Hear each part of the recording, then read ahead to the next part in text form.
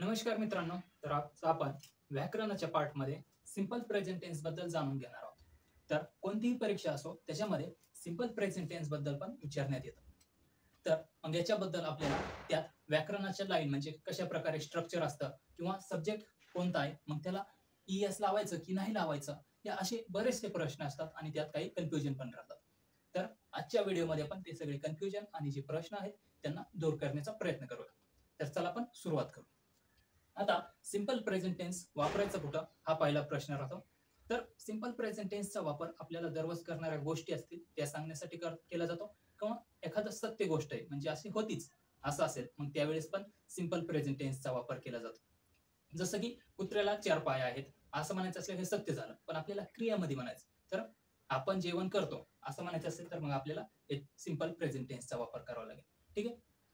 तर याच्यामध्ये वर्बचा first form लागतो आणि थर्ड पर्सन सिंग्युलर असेल तर त्याला ES किंवा यस लागतं. तर आपण ते ES आणि यस कधी लावायचं हे पण पाहणार आहोत. तर चला सुरुवात करूया.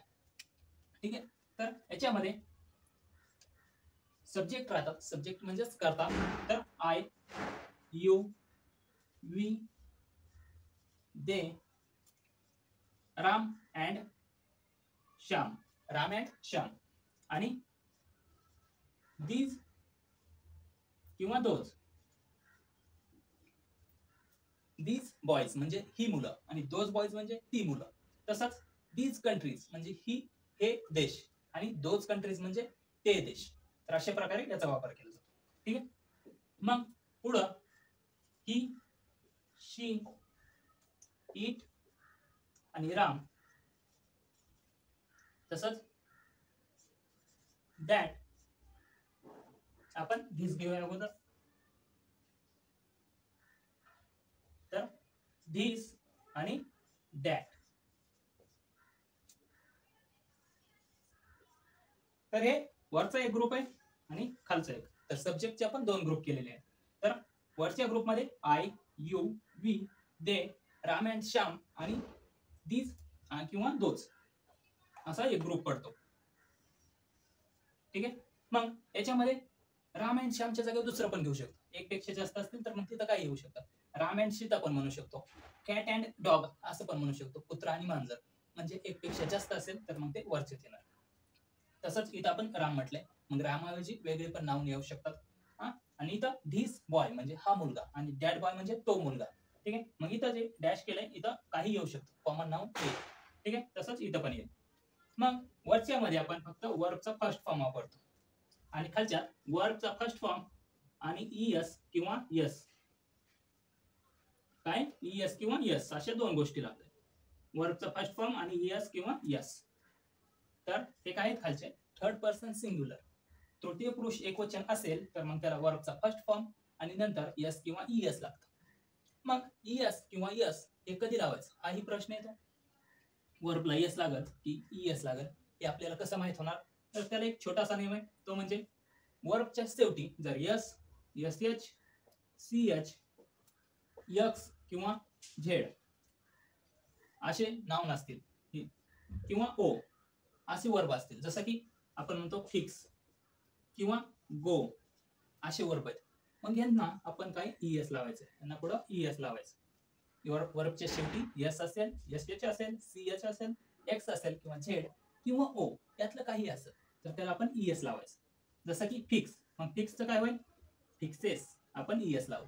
तसंच गोच्या शेवटी ओ आहे, मग ह्याला पण काय होईल गोज. ठीक आहे. हे असतील तर मग त्याला ES लावायचं. तर हा एक साधा नियम आहे. तर आपण आता पुढे जाऊया. आता ES आणि यस कधी लावायचं हा प्रॉब्लेम सॉल्व्ह झाला. आता आपल्याला हे कधी लावायचं पुढचं दोन्हीपैकी कोणतं लागत असेल ते केव्हा लावायचं. तृतीय पुरुष एकवचन असेल तर त्याच्यात काय काय येतं ही, शी, इट, राम, धीस आणि दॅट हे येतात. मग यांचं स्ट्रक्चर काय झालं सब्जेक्ट आणि वर्बचा फर्स्ट फॉर्म एवढं स्ट्रक्चर. जसं की आय गो, मी जातो, एवढंच वाक्य सिंपल वाक्य एवढंच होतं. मग आपल्याला पुढं ऑब्जेक्ट पण जोडता येतात, जसं की आय गो टू स्कूल. ठीक आहे. असं पुढं पण जोडता येतं. मग स्ट्रक्चर काय तयार झाल्याचं सब्जेक्ट प्लस वर्बचा फर्स्ट फॉर्म प्लस ऑब्जेक्ट. कर्ता, क्रियापद आणि कर्म एवढंच. याचं स्ट्रक्चर झालं. तसंच खालच्याचं स्ट्रक्चर काय तयार होईल? सब्जेक्ट प्लस वर्ब ईएस किंवा यस. वर्बचा फर्स्ट फॉर्म ईएस किंवा यस आणि ऑब्जेक्ट. हे पॉझिटिव्ह स्ट्रक्चर तयार झालं. ठीक आहे. तर आपण आता एक्झाम्पल घेऊया.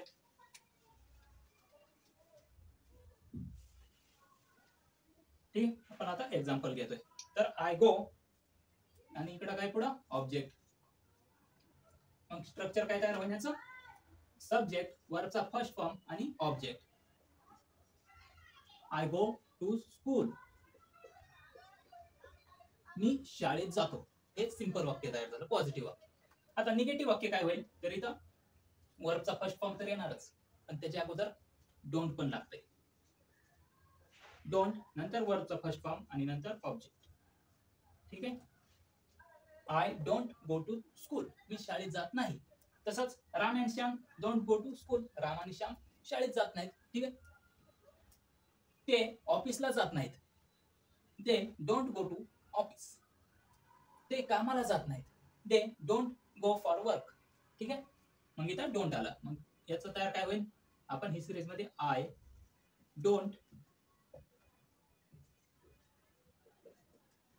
गो to school. I don't go to school. मी शाळेत जात नाही. हे झालं निगेटिव्ह वाक्य. ठीक आहे. आता प्रश्न विचारायचा आपल्याला, मी शाळेत जातो का? किंवा ते कामाला जातात का? ते अभ्यास करतात का? कुत्रा जेवण करतो का? किंवा कुत्रा खातो का? किंवा तो मुलगा जेवण करतो का? ठीक आहे. हे बाळ रडतं का? असे बरेचसे प्रश्न विचारायचे आपल्याला. मग त्यावेळेस काय प्रश्न कसा विचारणार? तर इथं डू येणार. Do I. इथं वर्बचा फर्स्ट फॉर्म डायरेक्ट. ठीक आहे. इथं वर्बचा फर्स्ट फॉर्म आपण असं घेऊया. हे ऑब्जेक्ट झाला आणि वर्बचा फर्स्ट फॉर्म आहे. इथे फक्त वर्बचा फर्स्ट फॉर्म येणार. Do I go to school. Do I go to school. Do I go to school. मी शाळेत जातो का? ठीक आहे. हा झाला प्रश्न. आता आपल्याला निगेटिव्ह प्रश्न पण विचारता येतो. मग डू ऐवजी डोंट. डू ऐवजी निगेटिव्ह काय वापरायचं? तर डोंट. मग इथं काय होईल? Don't I go to school. मी शाळेत जात नाही का? काय होईल? Don't I go to school. ठीक आहे. हा निगेटिव्ह प्रश्न झाला. डोंट वापरला तर निगेटिव्ह झाला आणि डो वापरला तर पॉझिटिव्ह. आणि इथं वर्बचा फर्स्ट फॉर्म येणार आहे. ठीक आहे. हे येस नो टाइप क्वेश्चन. जसं की do I go to school. मी शाळेत जातो का? मग त्याचे दोन उत्तर असू शकतात. एक yes I go to school आणि दुसरं no I don't go to school. असे प्रकार. ठीक आहे. आता पुढचा प्रश्न येतो तो WH चा. WH वर्ड कशी असतात? तर त्यांच्या सुरुवातीला WH येते. मग कसे? व्हॉट, वेन, वेअर, तसंच हाऊ, वाय आणि व्हिच. तर असे WH वर्डचा वापर केला जातो आणि WH क्वेश्चन तयार केला जातो. जसं की मला विचारायचं की मी कुठे जातो? मग काय येणार? आपल्याला कुठे म्हणजे जागेबद्दल विचारायचं. मग त्यावेळेस वेअरचा वापर होईल. Where do I go. काय होईल? Where do I go. Where do I go. मी कुठे जातो? मग त्याचं उत्तर कशात येणार? तर ऑब्जेक्ट मध्ये येणार. You go to school. काय होईल? आय ऐवजी प्रश्नामध्ये जर आय असेल तर उत्तरमध्ये यू येणार. ठीक आहे. प्रश्नामध्ये आय असेल तर उत्तरमध्ये यू येईल आणि प्रश्नामध्ये यू असेल तर उत्तर देताना आय येईल. ठीक आहे. तर मग याचं उत्तर कसं येईल? You go to school. ठीक आहे. तू शाळेत जातो. आता आपण इथं वेअर बद्दल विचारलंय म्हणून आपण जागेबद्दल सांगितलं. जर आपण वेन म्हटलं म्हणजेच वेळेबद्दल विचारला तर मग आपल्याला वेळेबद्दलच सांगावं लागेल. इथं वेअर ऐवजी वेन विचारलं तर मग वेळेबद्दल सांगायचं. तसंच व्हॉट विचारलं तर काय, मग त्याचं काय आहे ते. जसं की व्हॉट डू आय रीड. मी काय वाचतो? मग यू रीड अ बुक. तू पुस्तक वाचतो. ठीक आहे. अशा प्रकारे. तर याच्यामध्ये 5 प्रकारचे वाक्य येतात. एक पॉझिटिव्ह वाक्य, निगेटिव्ह, नंतर क्वेश्चन आणि नंतर WH क्वेश्चन, असे 5 वाक्य.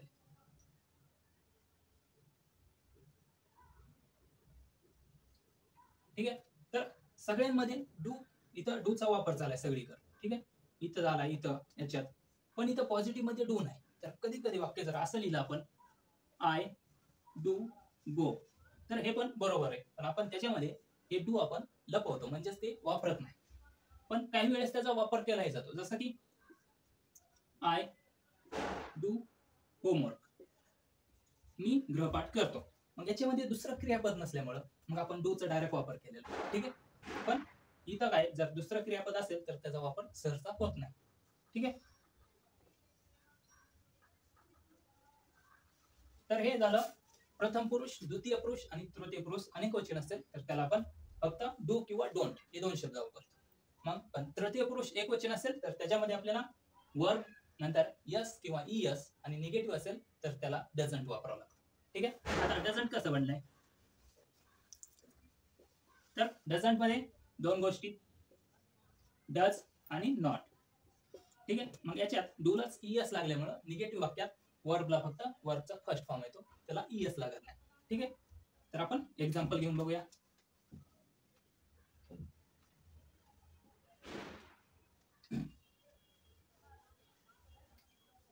आता आपल्याला पॉझिटिव्ह वाक्य तयार करायचे, थर्ड पर्सन सिंग्युलर असेल तर. ठीक आहे, म्हणजेच तृतीय पुरुष एकवचन असेल तर. मग त्याच्यामध्ये काय तयार होईल, वर्बचा फर्स्ट फॉर्म आणि ईएस किंवा यस, आणि पुढे ऑब्जेक्ट लागेल. ठीक आहे. ऑब्जेक्ट असेल तर लागेल, नसेल तर नाही लागणार. ठीक आहे. मग हे पॉझिटिव्ह वाक्य तयार झालं. तर कसं झालं, he goes to school, object घेतला आपण, किंवा ही रीड्स, तो वाचतो. मग याच्यामध्ये ऑब्जेक्टची गरज नाही म्हणून आपण तो घेतला नाही. ठीक आहे. मग इथं काय झालं, वर्ब आणि ईएस किंवा यस लागतं, आणि त्याला आपण रोल पाहिलेला आहे. तो रोल काय, यस, एसएच किंवा सीएच, तसंच झेड किंवा ओ, यांच्यापैकी कोणी असन वर्बच्या शेवटी, जसं की फिक्स किंवा गो, यांच्यामध्ये आहे ओ आहे, एक्स आहे, मग यांच्यातलंच येत आहे. ठीक आहे. मग त्यांना पुढे ईएस लावणार आपण. मग काय होणार, फिक्सेस किंवा गोज. ठीक आहे. तर ईएस त्याच्या वेळेस लावायचं. आणि यांच्या व्यतिरिक्त दुसरा वर्बचा एंडिंग असेल, जसं की मी म्हटलं कम, मग येतं ई आलं शेवटी, मग याला फक्त यस लागणार, कम्स. ठीक आहे. जर यांच्या व्यतिरिक्त असेल तर फक्त यस लावायचा, आणि यांच्यातला कोणी असेल शेवटी तर त्याला आपल्याला ईएस लावायचं. ठीक आहे. तर आपण आता एक्झाम्पल घेऊया. आता आपल्याला पॉझिटिव्ह वाक्य तयार करायचे, तर काय होईल, ही वर्बचा फर्स्ट फॉर्म आणि ईएस किंवा यस. मग आय गो असं म्हटलं होतं आपण, मग इथं शेवटी ओ आले, मग ही मध्ये काय येणार, ही गो आणि पुढे ईएस, म्हणजेच ही गोज, तो जातो. ठीक आहे.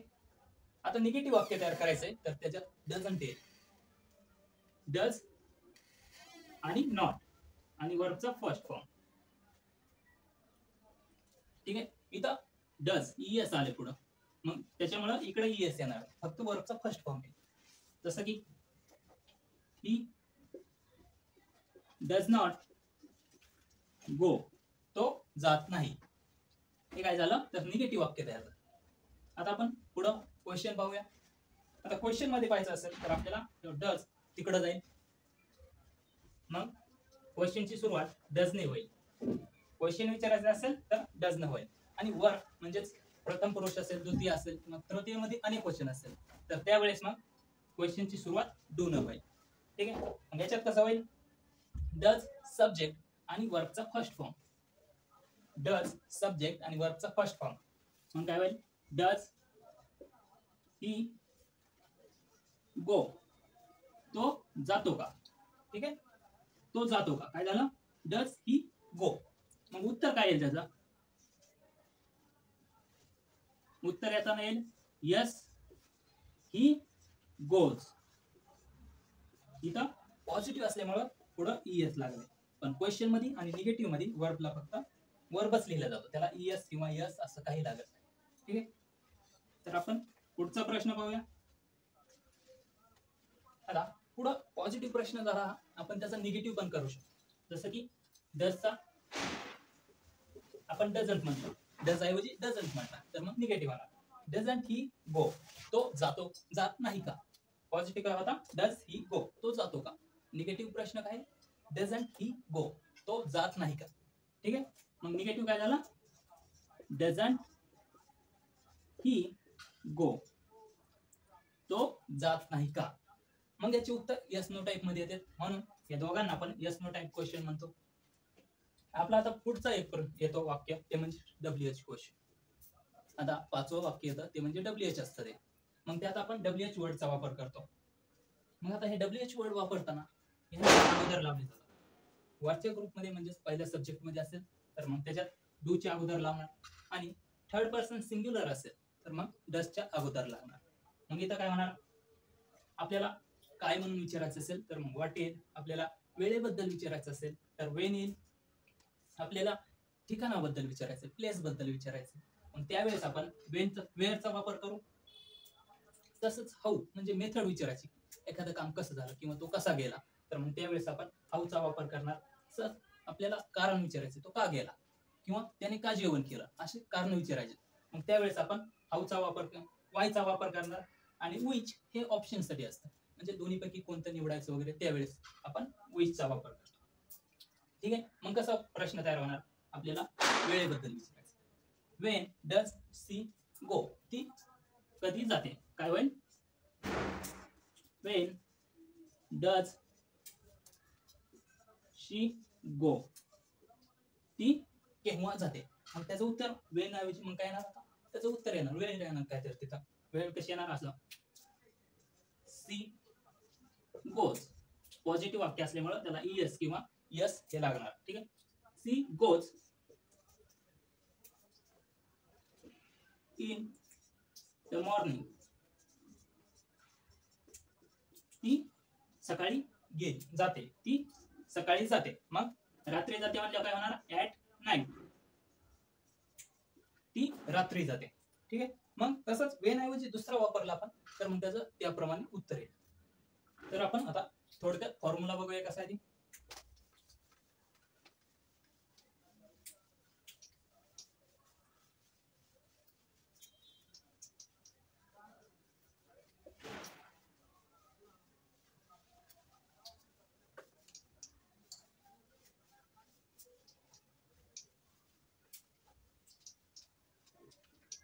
तर सिंपल प्रेझेंट मध्ये आता फॉर्म्युला कसा आहे तो बघायचा, सब्जेक्ट नुसार किंवा एकत्रच पाहू.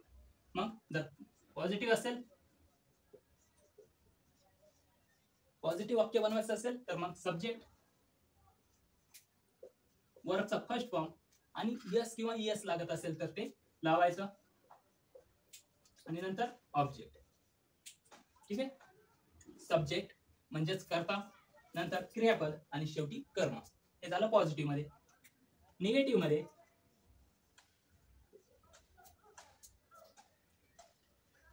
सब्जेक्ट, नंतर वर्बचा डोंट किंवा डझंट, डोंट किंवा डझंट. तृतीय पुरुष एकवचन असेल तर डझंट लावायचा, आणि दुसरा असेल तर मग त्याच्यासाठी आपल्याला डोंट लावावं लागेल. याच्यातलं कोणते येणार ते सब्जेक्ट वर डिपेंड करेल. मग नंतर वर्बचा फर्स्ट फॉर्म आणि ऑब्जेक्ट. ठीक आहे, हे झालं निगेटिव्ह. आता प्रश्न दोन प्रकारचे येतात, एक डब्ल्यूएच आणि दुसरा यस नो टाइप. तर यस नो टाइप असेल तर मग त्याचा क्वेश्चन तयार होणार. अगोदर डज, डज किंवा डू, नंतर सब्जेक्ट, त्याच्यानंतर वर्बचा फर्स्ट फॉर्म. तर इथं ईएस किंवा यस काहीच येणार नाही, कारण ते इकडे चाललेलं आहे पहिलंच. ठीक आहे, मग वर्बचा फर्स्ट फॉर्म आणि शेवटी ऑब्जेक्ट. ऑब्जेक्ट असेल तर ते येईल. याच्यात यस नो टाइप मध्ये उत्तर असल्यामुळे मग त्याचं यस नो क्वेश्चन म्हटलं जातं. पुढं डब्ल्यूएच क्वेश्चन. आता डब्ल्यूएच क्वेश्चन मध्ये स्ट्रक्चर हेच राहतं, फक्त डब्ल्यूएच त्याच्या अगोदर येतं, यांच्या अगोदर येईल डब्ल्यूएच वर्ड, म्हणजेच तो डब्ल्यूएच क्वेश्चन तयार होईल.